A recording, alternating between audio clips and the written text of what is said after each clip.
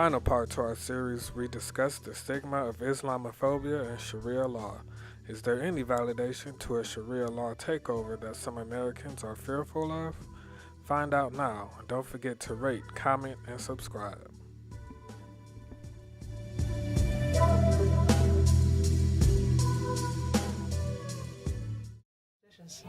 As well, like the pirates. When you tell someone I'm a Somali, the first things I think comes to their mind is pirates. Somali being the king of a pirate. I am not. He's not. The majority of Somalis are not pirates. Exactly. Here's what I tell you, that Islamophobia, although some of the people denied its existence, it does exist. Somalis are on welfare. They don't want to work. That's a big stereotype. I've on welfare only for 1 month. I think when I come to this country, right away I started working. Somalis have businesses. Anti-foreign law. Now, what is Sharia? To start with, Sharia is an Arabic word for, actually it says the way or direction, and it's basically the Islamic code of living your life as a Muslim. So in other words, when I pray, I need to know how to pray.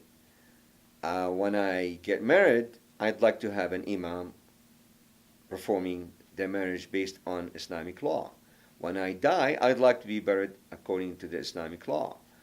Issues like that affects only Muslims. In addition, in Islamic law, Sharia, Muslims who live outside in Muslim majority countries are to abide by the laws of the land. As long as it doesn't contradict my personal freedom. So if you tell me I cannot pray, of course I'm not going to listen. But if you tell me you cannot go past 60 miles an hour on the street, then I have to obey the law of the land. More than me. Okay. And when people say Somalis are on welfare, as well as Minnesota, as in Minnesota too, and in Ohio too, Columbus. And I feel that's not right. We pay tax, we help charities in this country, we help foundations in this country. So that's one of the stereotypes people have, and especially the administrations. This based on the fact that they tell you, that the person who committed that crime is because he's a Muslim. Once he has a Muslim name, then automatically we assume that his reasoning is because he hates America, or he's a Muslim, he hates America, whatever. So in reality, that's the way, because of the media portray the issues. It's like it doesn't really happen when somebody who's a white supremacist commits a crime. The first thing comes to their mind is not because of his faith, it's because he's lunatic, as if Muslims cannot be lunatic either, or they cannot do stupid things either.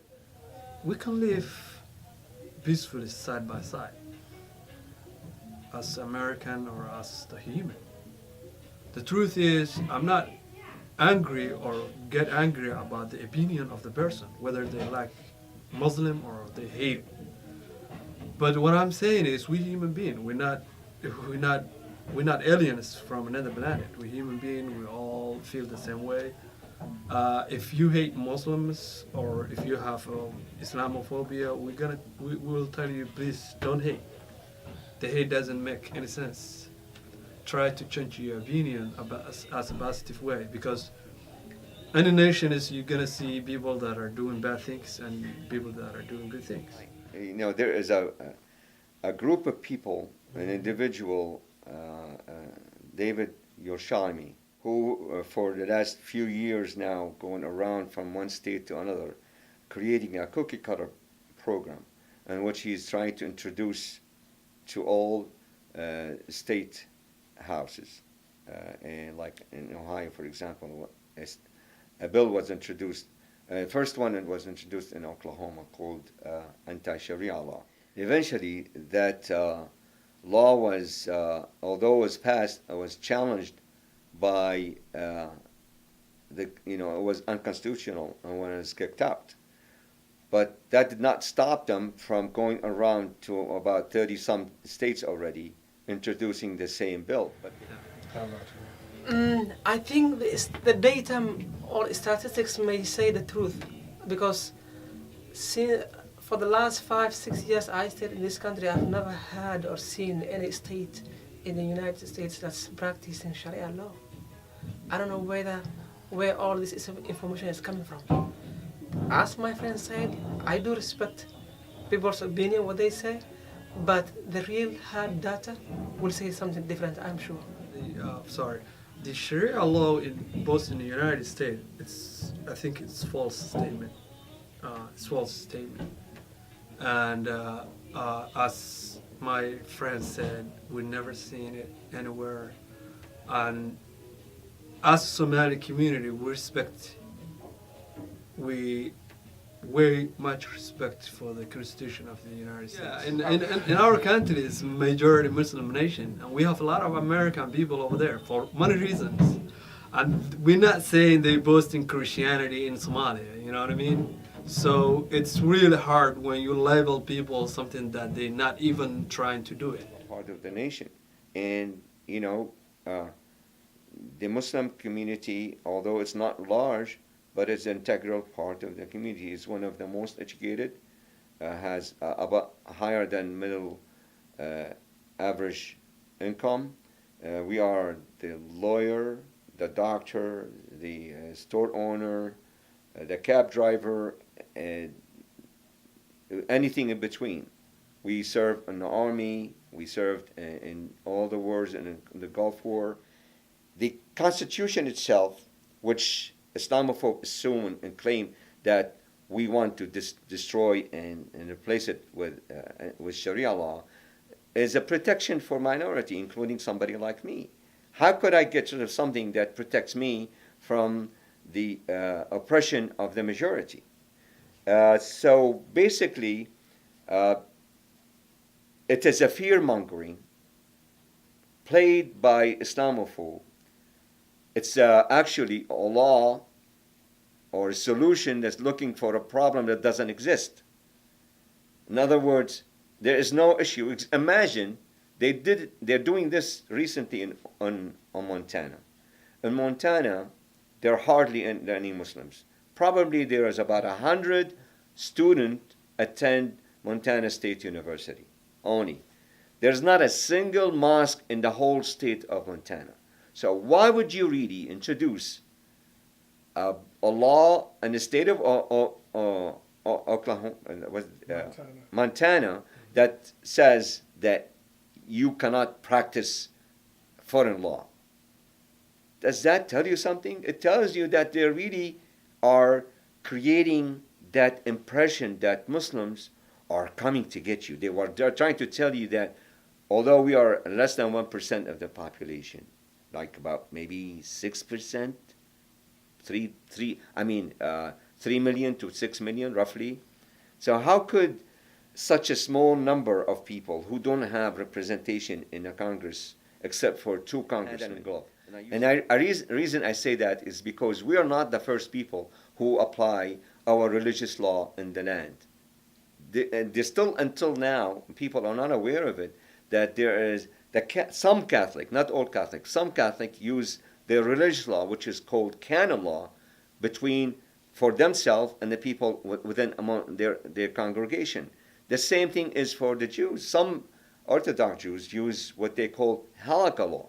Halakha law is something that is within the Jewish community for those who want to use it to solve their issues or practice their faith. That doesn't affect anybody who's not a Jew. To me, it's ironic to tell you that ISIS to Islam as the KKK to Christianity. They don't represent Islam, but they can cloak themselves in the name of Islam. And Islam doesn't call for killing innocent people. Islam doesn't call for destroying things. Islam doesn't call for having to force people to do things that they, in Islam, there's a choice in everything. And the results of that choice and how you deal with it is based between you and God. They can claim anything they want. but it doesn't mean that they are Muslims. And that's why they should be eradicated. But, well, I don't know if they are beyond repair, if they are ever can be swayed to be a human being, loving and kind and willing to be welcoming to other people. If they're really true Christians, just think what Jesus, peace be upon him, would do.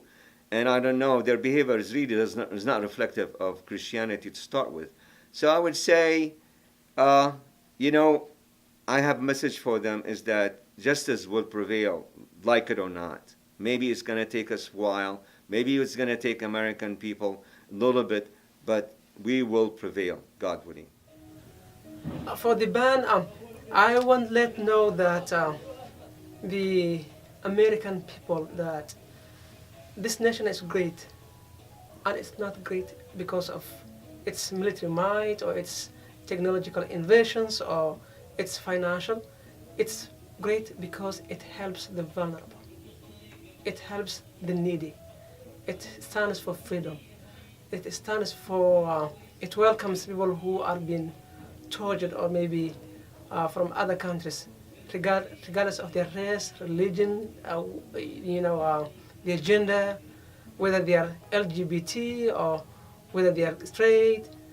This is why this nation is great, because it embraces diversity. And when we are diverse, we have strength.